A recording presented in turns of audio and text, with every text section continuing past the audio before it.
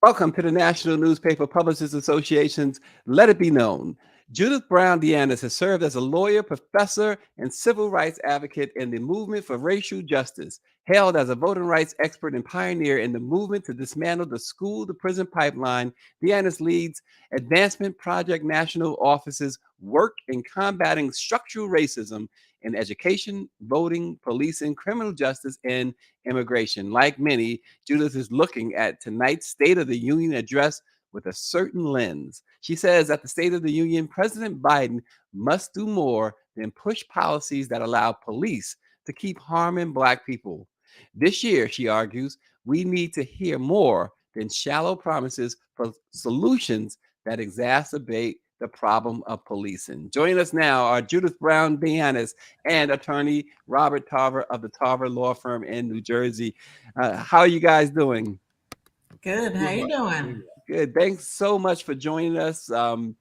Judith, I read your op-ed in the Grio today, in fact, and we're looking forward to what will transpire tonight at the State of the Union. But most importantly, and we'll bring Attorney Tarver into this discussion as well because he's got clients in that position that we are all too familiar with as victims of police excessive force, brutality. But Judith, you mentioned something that I think I wrote a few weeks ago. There's just no reform in police right now, the way it is right now.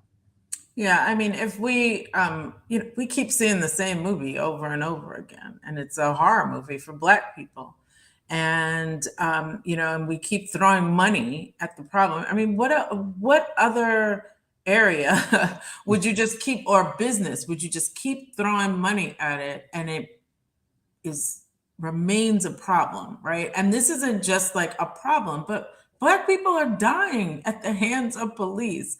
And this is, I think it's, if we talk about culture, right? We talk about, oh, we need more diversity. Those were Black officers that killed Tyree Nichols, right? We need more training and de-escalation training. We need body cameras. Now we have body cameras. They're still killing Black people. And so, we dismantle or get rid of that Scorpion Squad that they were part of. But guess what? Those police officers with that culture still remain on that police force. Let's get rid of chokeholds. Chokeholds were already gone when Eric Garner was murdered. So I don't know what they could say that would really put out a solution that's really going to stop them from killing us. Well, and you also mentioned that this is a system, and rightfully so, correctly so. You mentioned built on the legacy of slavery. Right. That is a point that many don't really delve into too much. But talk about, if you will, the importance of that and why, again, tie it into why the president should be addressing this in a profound way tonight. Yeah, I mean, the problem is that racism and white supremacy are baked into the DNA of policing in this country. Started out as patrols, slave patrols, right, to capture enslaved people who were running towards freedom. And so not only did they do that, but then over the years, the way in which the police were used to enforce Jim Crow, and not just used, but so many of them are members of white supremacy groups, right? And so they were not only the enforcers, but they were the Klan. And and fast forward to the civil rights movement and like the ways in which the police were used to repress Black people, to squash the civil rights movement, to harm our people while we were fighting for our freedom, to today, right? Young people taking to the streets after George Floyd and Breonna Taylor were murdered. And what are they getting? They're getting tear gas, right? They're getting military style weapons used on them. And so we shouldn't expect that this system that is built from this, right, on a faulty foundation, on a racist foundation, can be reformed overnight. Or, people have been calling for these reforms for a very long time. Reverend Sharpton will say it all the time. I've been doing this for a long time, and nothing has changed. And so I think we've got to be thinking radically different about the way in which we get safety, and that it's not about police reform, but it's about safety reform. How are we changing the ways in which we think about public safety? Yeah, and of course you'll have the show tonight. President Biden's State of the Union address will be broadcast everywhere, but he plans to invite the family of Tyree Nichols and others. And so what we generally get, and I don't know if we're going to get this solely with President Biden, but what we've gotten in the past is this symbolism. Well, Mhm. I think we are, and I think you're expressing this, we are long past the point where symbolism is enough. That's right. I mean, he'll call for, the passage of the George Floyd Justice and Policing Act. But again, it's got things in there that would not have saved the life of Tyree Nichols or Right. George Floyd for that matter. And so, so that's problematic. It's going to have more money for policing, right? It's going to have, he's going to call for it because he's done it before, 100,000 new police officers on the street. I mean, at what point do we get that enough is enough, that we don't need more of that because it is harming us? And it's really important to think about this. It's not just that they're killing us, but they also are terrorizing us, right? These Hmm. stories about the Scorpion team that those police officers were on, which is not just a story about Memphis, but those kinds of squads exist in lots of different cities, including in Baltimore, where they have jump out boys.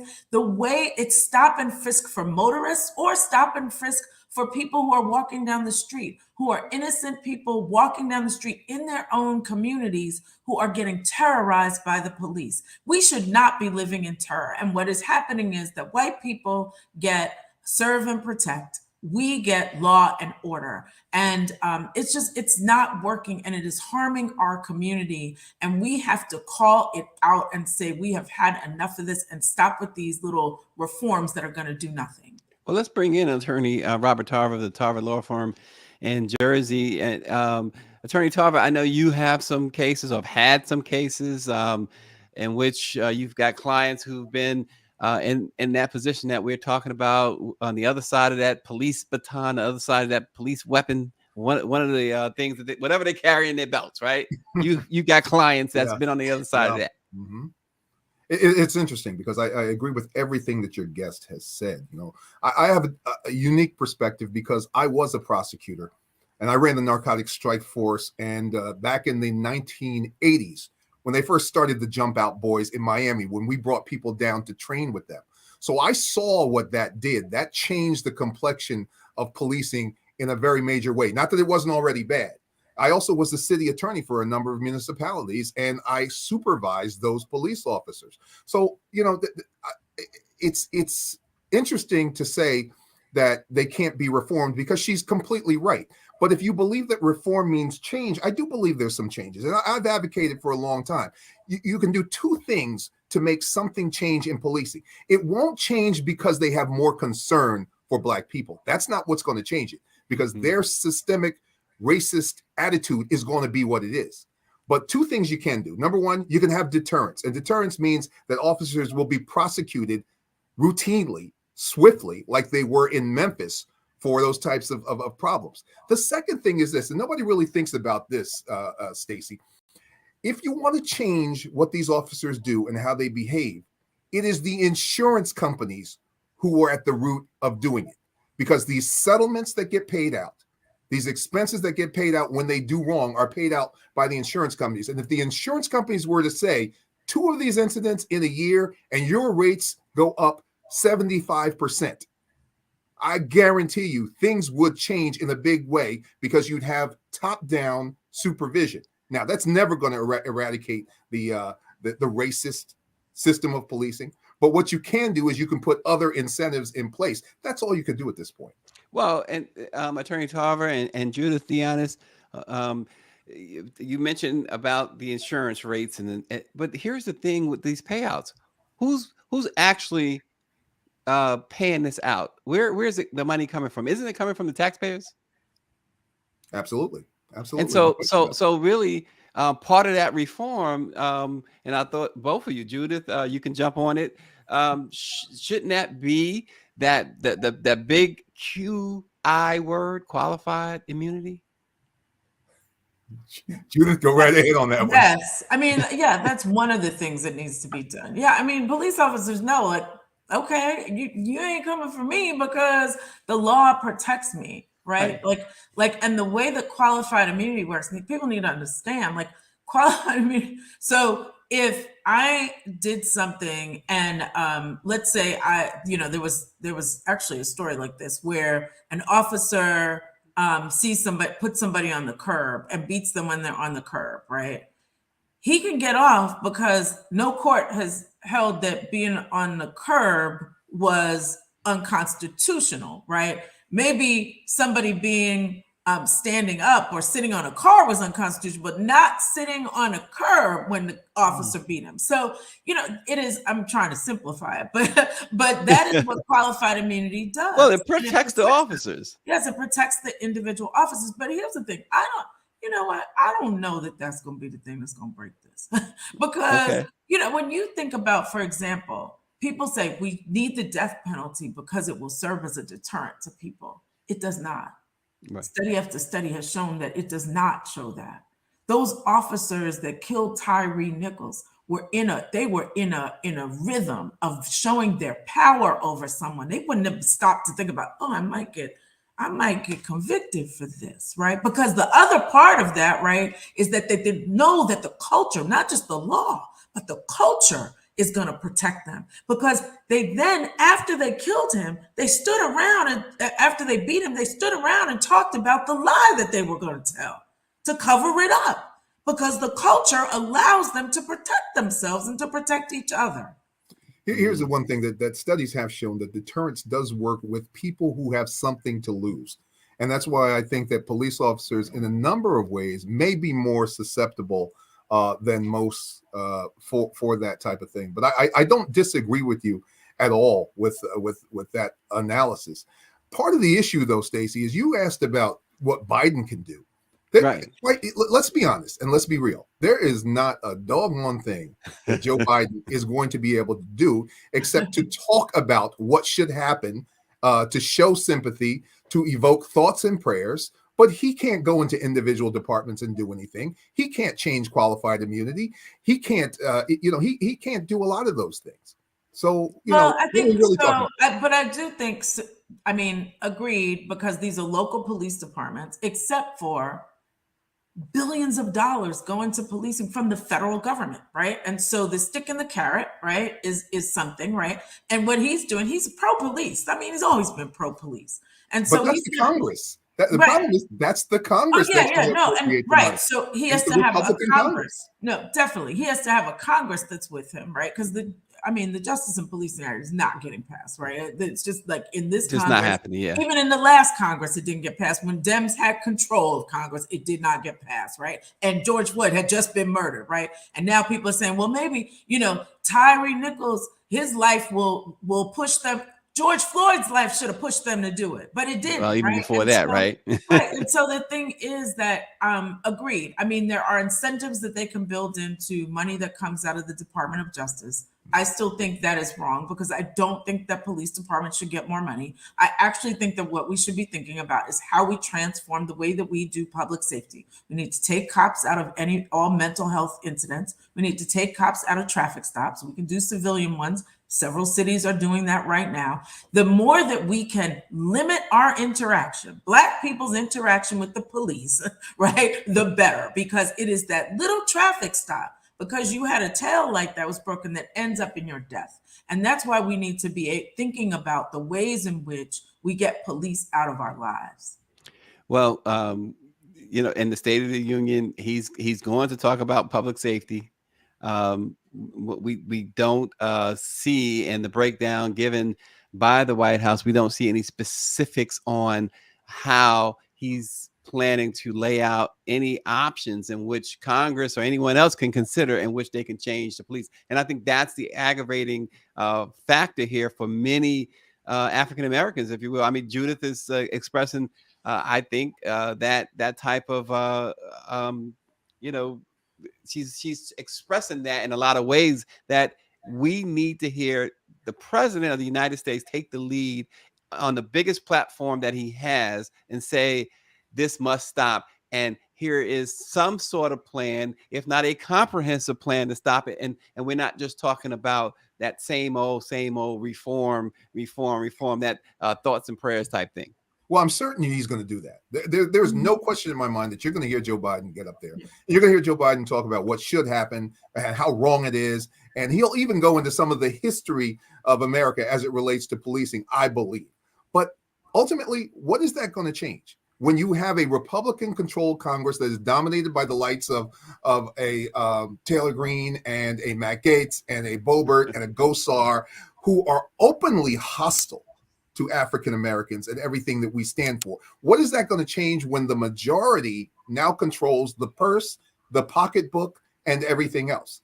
That is the huge problem here. And so we have to be willing, your guest laid it out so cleanly.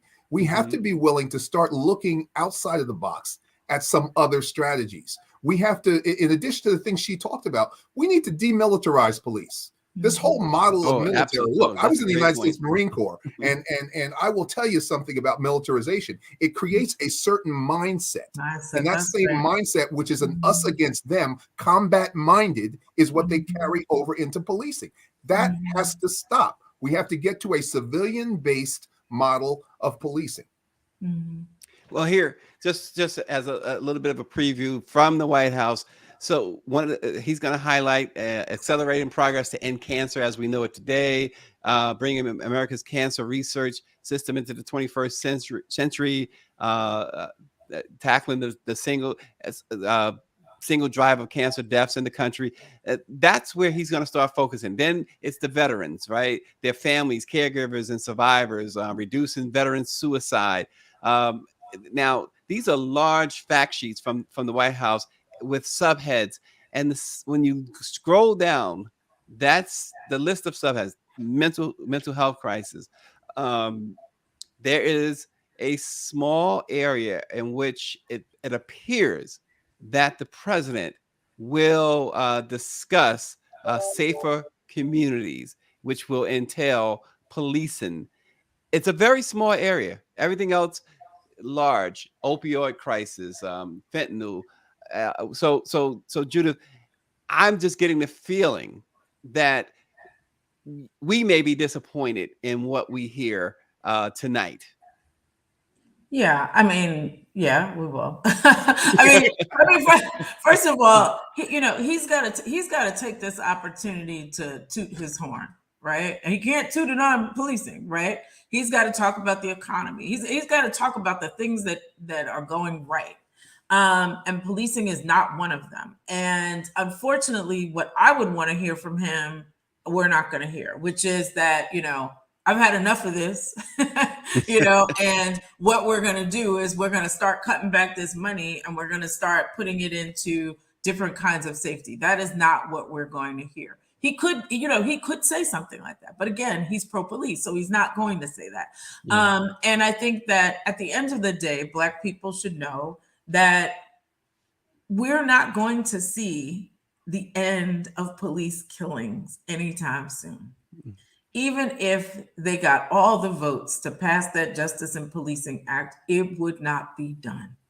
And so that's why we really have to think about a different way of approaching this. And President Biden is, again, a pro-police president. He's the person who was the author and sponsor of the Crime Bill of 1994. And so we should not expect that we're going to hear from him some kind of radical shift in the way that policing happens. Now, Judith, you wrote more of the same old. But to that you wrote, this is his opportunity to show us that he sees our grief and intends to do something about it, something effective. That was my plea and my cry. But I didn't have any thoughts that it was actually going to happen. Attorney Tarver, so I don't know how detail you can get in with your clients that you are. I don't know if you're currently defending someone or representing someone who's been a victim of police violence, or you have in the past. I've seen some articles that were shared with me. Yeah, we just had a press conference on Monday in New Jersey, a Carl Dorsey case, who was shot by police officers unarmed as he crossed the street. police officer jumped out of his car, ran into him, and then shot him as he was falling backward.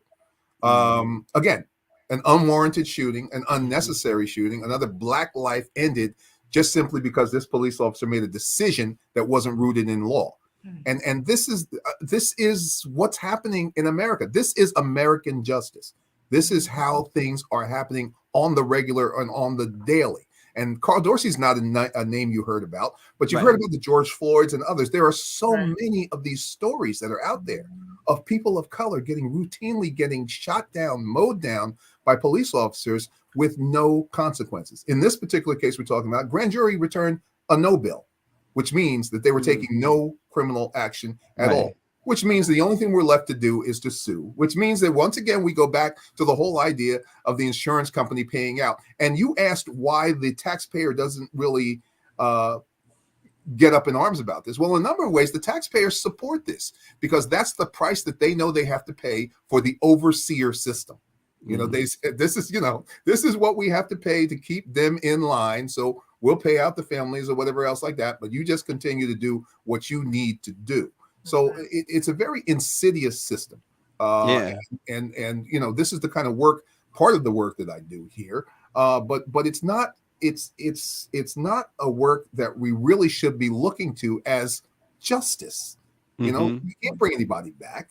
So justice is not having it happen in the first place. Yeah, absolutely. I'm glad you put it exactly like that, because it becomes no longer because you can't bring them back, like you said. And so someone gets 10 million, 20 million, Floyd family got 27 million. It still does not take away that pain. It does not bring that person back. Judith, the Advancement Project, I know you're doing a lot of work. Kind of tell us a little bit what you guys are up to now. What are you doing? Sure. We work with grassroots organizations across the country on these issues of policing. So, for example, we worked with the Ferguson Collaborative when the Department of Justice went in and did a consent decree, because communities should be at the table when there's a consent decree put in place by the government. We want to make sure our voices are at the table. And so we worked with them for a number of years.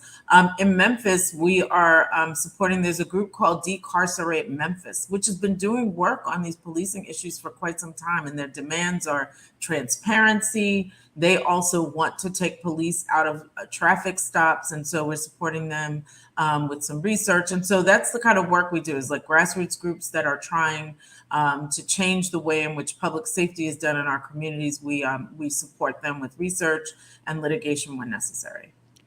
Sounds like important work, Attorney Tara.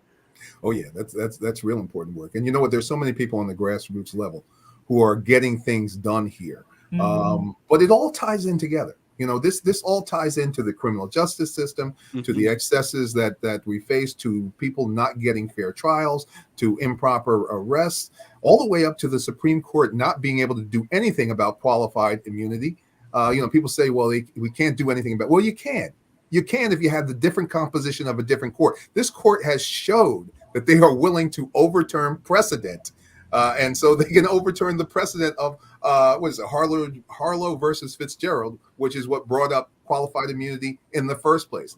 But again, I don't want to sound exasperated, but I am exasperated because that comes back to voting rights, of which we are being abused on. So all of this, we have to understand the systems, the systemic racism, how they affect every area. That's right. Of our lives.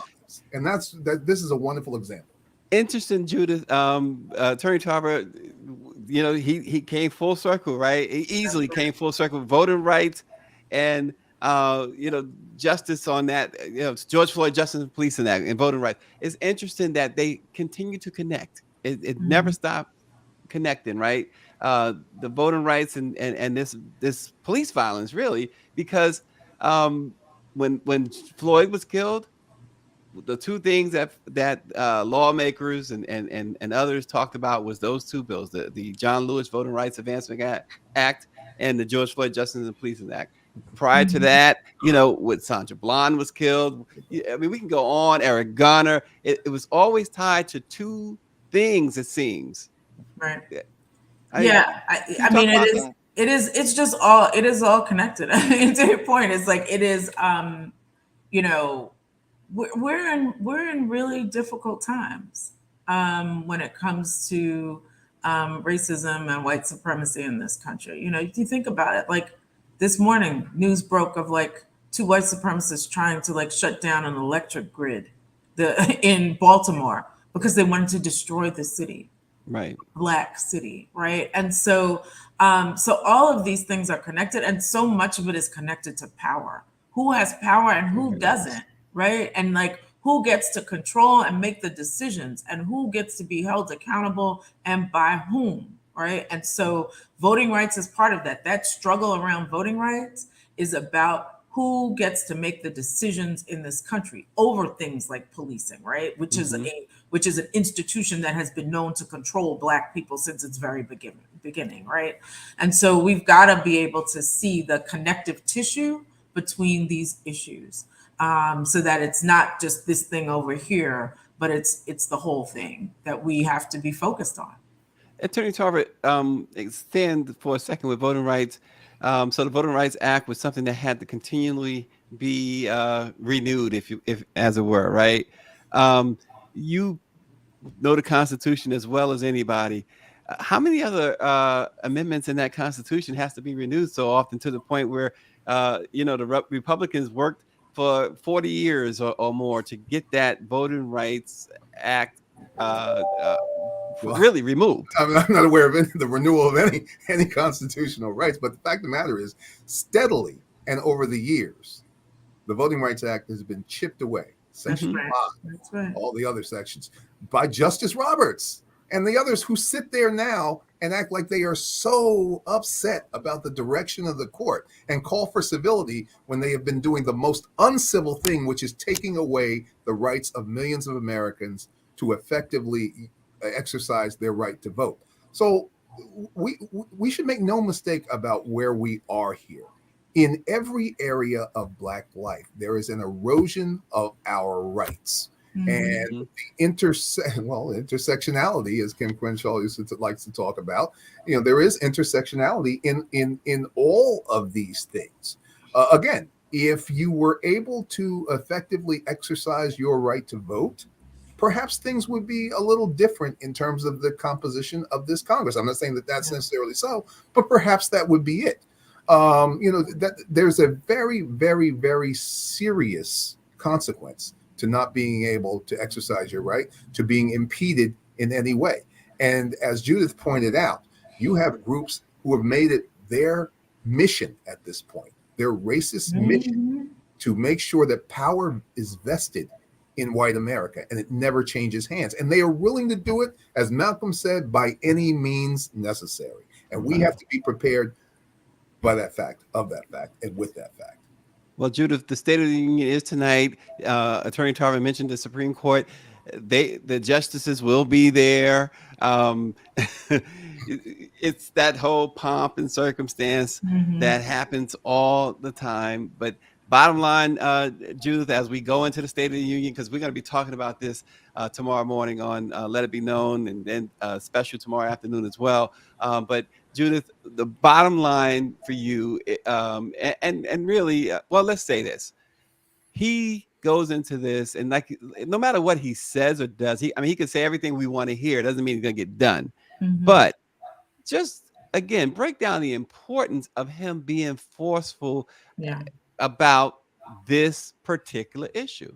Yeah. So, as we call it, the bully pulpit, right, is necessary, right? Having a president that, as I said in the piece, is like, that sees us, that sees our grief, and that is willing, at the end of the day, you want him to be willing to take some political hits, because Black people are dying at the hands of people who are supposed to protect them.